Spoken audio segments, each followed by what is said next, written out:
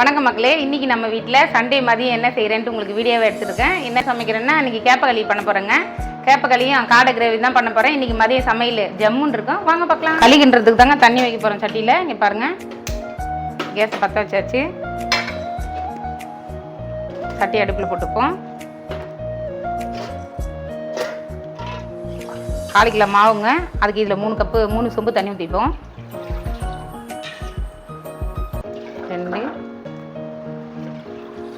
3 சொம்பு தண்ணி ஊற்றிருக்கோங்க. கேஸை பற்ற வச்சுருவோம்.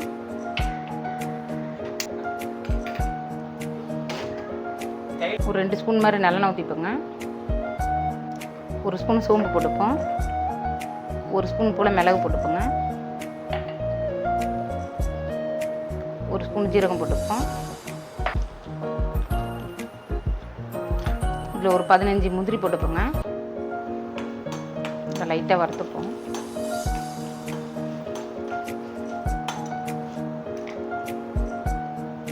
ஒரு சின்ன இஞ்சி துண்டுங்க, அதை இதில் போட்டுருவோம். ஒரு 10 பல்லு பூண்டு, அதையும் போட்டுப்போம். ஒரு 4 காஞ்ச மிளகாய் போட்டுப்போங்க. கிரேவிக்கு இதெல்லாம் அரைச்சி ஊற்றி வச்சிங்கன்னா நல்ல வாசனையாக நல்லா கம்மகமன்னு இருக்கும். சின்ன வெங்காயம் ஒரு 20 கட் பண்ணி வச்சுருக்கேன், அதை இதில் போட்டுருவோம்.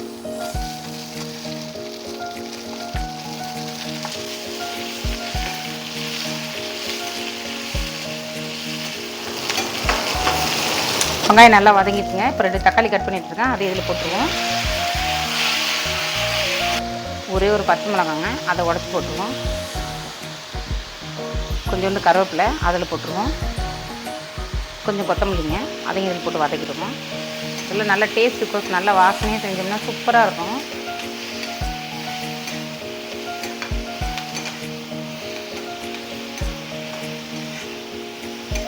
இதெல்லாம் முடிஞ்சிச்சு. ஒரு 1/2 கப்பு தேங்காய் பூ திருவி வச்சுருக்கேன், அதையும் இதில் போட்டுருவோம்.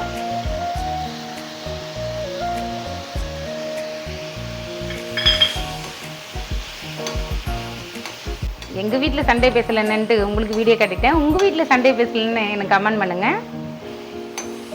அவ்வளோதாங்க, இது வதங்கிடுச்சு. இங்கே பாருங்கள், பார்த்தாலே தெரியும் நல்லா வதக்கல் சூப்பராக இருக்குது. இது கூட ஒரே ஒரு ஸ்பூன் மஞ்சள் மட்டும் போட்டுப்போம்.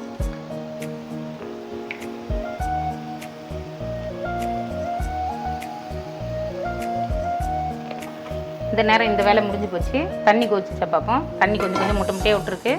தண்ணி கொதிக்கிட்டோம். தண்ணி கொதிக்க ஆரம்பிச்சிருச்சுங்க. இந்த நேரத்தில் நம்ம வீட்டு சாப்பாட்டு அரிசி வந்து ஒரு 75 கிராம் இருக்கும். கேழ்வரகு மாவு 300 கிராமுங்க. 75 கிராம் நொய் குருணை. நம்ம வீட்டு அரிசியை வந்து மிக்சியில் போட்டு 2 ஓட்டு ஓட்டியிருக்கேன். இங்கே பாருங்கள், நல்லா குருணையாக கிடச்சிருக்கு. இந்த மாதிரி போட்டு களிக்கினோம்னா, புழுங்கல் அரிசியில் களிக்கினோம்னா ரொம்ப டேஸ்ட்டாக இருக்கும் சாப்பிட்றதுக்கு. இங்கே பாருங்கள், கட்டி கட்டியாக முட்டாத அளவுக்கு அப்படியே லைட்டாக அப்படியே பரட்டிடுங்க.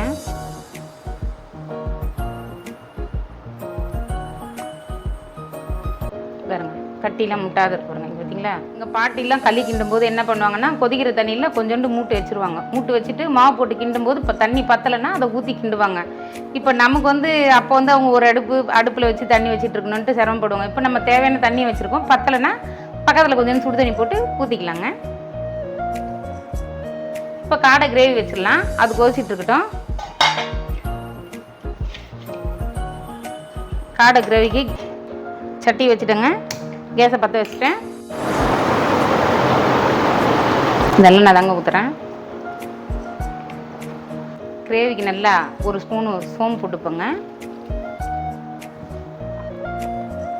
ஒரு 1/2 ஸ்பூன் ஜீரகம் போட்டுப்போம். 2 பட்டையை கிழிச்சு போட்டுருங்க.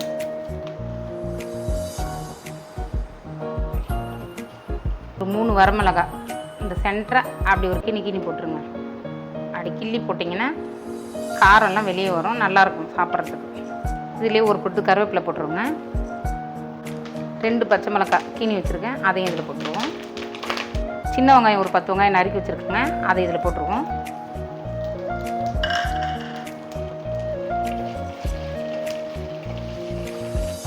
நொய் வெந்துருச்சா பார்த்துருவோம். அவ்வளோதாங்க, வெந்து போச்சுங்க. இந்த நேரத்தில் மாவு கொட்டிடுவோம். அவங்க நல்லா அந்த சட்டிக்கெலாம் பொறுமையாக தாங்க வேக்கடாகும், நல்லாயிருக்கும். மாவு கொட்டிடுவோங்க.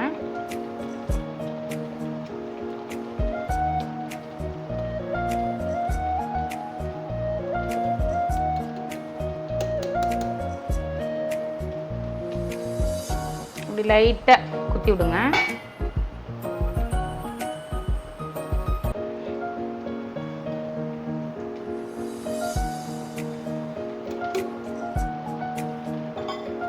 லைட்டாக அப்படி உள்ளே இறங்கணும். அதுவே வெந்து உள்ளே இறங்கினா மாவு நமக்கு நல்ல வேக்காடு கிடைக்கும். லைட்டாக தட்டை போட்டு மூடிடுவோம். அது பொறுமையாக வேகும். இதில் தக்காளி போட்டுருங்க. 2 தக்காளி பொடியை கட் பண்ணி வச்சுருக்கேன், போட்டுருவோம். கொஞ்சம் போல் உப்பு போட்டுருக்கோங்க.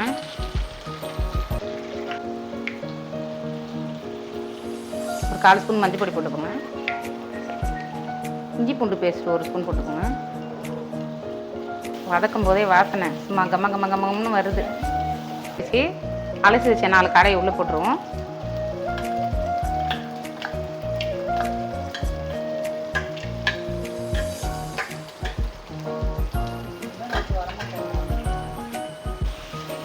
எல்லாம் சமைக்கிற வீடியோ தானே கேட்டீங்க. கண்டிப்பாக முடிகிறப்பெல்லாம் எடுத்து போட்டுடுறேங்க. நல்லா இது வதங்கட்டுங்க. மூடி எடுத்து போட்டு கொஞ்சம் நேரம் மூடிடுவோம். இப்போ நம்ம களி என்ன ஸ்டேஜில் இருக்குன்னு பார்ப்போம். இங்கே பாருங்கள், தண்ணி நல்லா சுண்ட ஆரம்பிச்சிருச்சு. இந்த நேரத்தில் களியை கிண்டிக்கலாம். இப்போ அதில் உதிரியாக இருக்க மாவுலாம் அப்படியே பிறண்டு வருங்க. பாருங்க, களி நல்லா வெந்துருச்சு. இந்த நேரத்தில் தண்ணி கொஞ்சோண்டு சுடு தண்ணி ஒரு 1/2 சொம்பு போட்டுப்போம். கொதிக்குது. அந்த தண்ணி ஊற்றி கிண்ட நல்லா உறவு சேர்ந்து வருங்க. களி நல்லா சூப்பராக இருக்கும் சாப்பிட்றதுக்கு. அந்த தண்ணி ஊற்றிடுங்க. தண்ணி ஊற்றி அப்படியே விட்டுருங்க. இந்த சைடெல்லாம் வந்து நல்லா கொப்பிச்சு வரணும். தண்ணியெல்லாம் கொதன்னு கொதிக்கணும். அந்த கொதிக்கிற சமயத்தில் நம்ம அந்த துடுப்பு போட்டு நல்லா கிண்டி விடணும். இந்த காடை குழம்பை பார்த்துருவோம். இதை நல்லா வதக்கிடுவோங்க. நல்லா 2 பெரட்டி விட்டுருவோம். தண்ணி விட ஆரம்பிச்சிச்சு கறியிலேருந்து. அந்த நேரத்தில் 2 பெரட்டிட்டு அதுக்கேற்ற மிளகாத்தூள் போட்டுக்கோங்க. ஒரு 2 ஸ்பூன் மிளகாத்தூள் போட்டுப்போம்.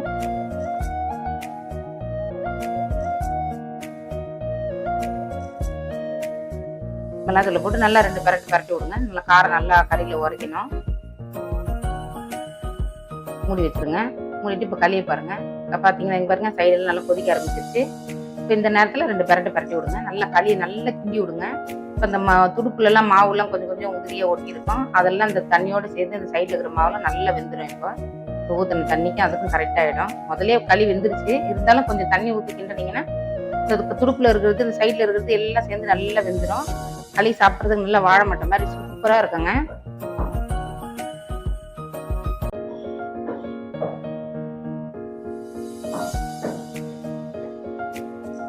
நல்லா இந்த சைடு அந்த சைடு நல்லா எல்லாம் சுரண்டி நல்லா கிண்டி விடணுங்க. இந்த பெரட்டுறதுல தான் அந்த களி வேகிறதுக்கு.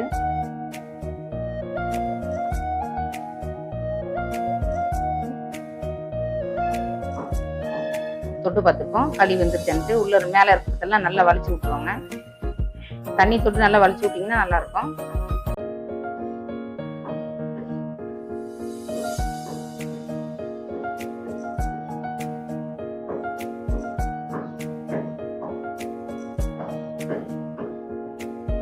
பாருங்க, இப்போ தொட்டு பார்த்தா எப்படி தெரியும் பதம். பார்த்தீங்களா, களி வெந்துருச்சு. கையில் ஒரு துளி கூட ஒட்டல பாருங்க. நல்லா பந்து கணக்கில் இருக்கு பாருங்க களி.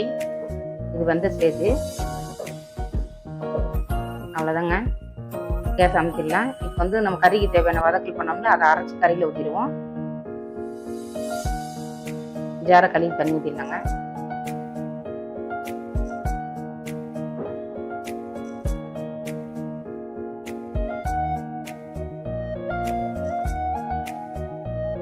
நல்லா 2 பெரட்டி விடுங்க.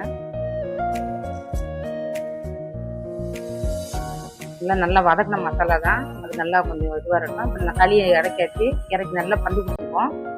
இது பாருங்க, தொட்டு பார்த்தா ஒட்டிலேயே ஒரு பாத்திரத்தில் எடுத்து போட்டுருங்க. எடுத்து போட்டு 2 உருட்டு உருட்டுனீங்கன்னா இந்த பாருங்க பந்து மாதிரி உருள் பாருங்க. களி எப்படி வந்துச்சு பார்த்தீங்களா, சூப்பராக இருக்கு பாருங்க.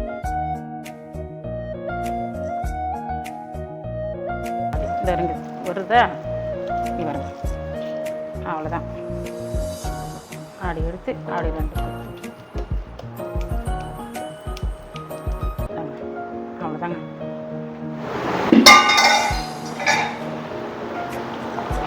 குழம்பு இறக்க போகிற நேரங்க. இந்த கொத்தமல்லி கொஞ்சம் போட்டுப்போம்.